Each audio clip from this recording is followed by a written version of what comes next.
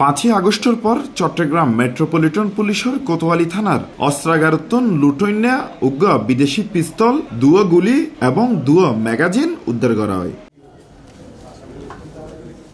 জুনের 16 তারিখ কোতোয়ালি থানার অভিযানে চট্টগ্রামের পতেঙ্গা থানার আকমল আলী বালুর মাঠ এলাকাতুন সন্দেহভাজনভাবে মোহাম্মদ রুবেল প্রকাশ রনি নামে এক ব্যক্তিরে আটক করা হয়।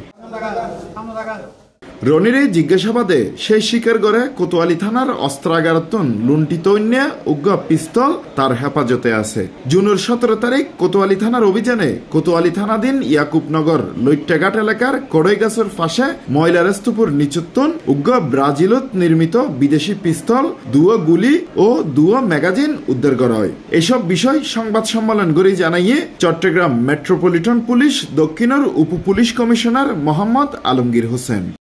গত 16 তারিখ রাত 12টার সময়ে আমরা একটা ইনফরমেশন আমাদের টহল টিম পায় যে অস্ত্র লুটের সাথে সম্পৃক্ত একজন লোক পতেঙ্গার ওখানে আছে।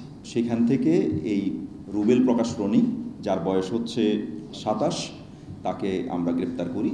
তাকে তখন জিজ্ঞাসাবাদ করার পরে সে আবার কোতোয়ালি থানাধীন লইট্টাঘাট এলাকা ওইখান থেকে এই অস্ত্রটা সে তার দেখানো মতোই কিন্তু আমরা উদ্ধার করি। তো এটা হচ্ছে ওখান থেকে অস্ত্র উদ্ধার করা হয়। পরবর্তীতে দেখা যায় যে এটার বাট নাম্বার সহ বিভিন্ন যে নাম্বার মিলিয়ে আমরা দেখি যে এটা আসলে 5 আগস্টের কোতোয়ালি থানা থেকে লুটকৃত টরাস অস্ত্র পিস্তল।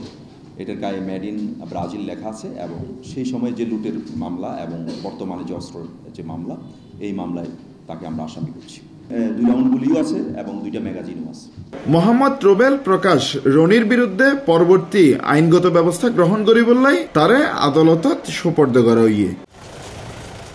Hossain Abbas, C+ TV, Chittagong.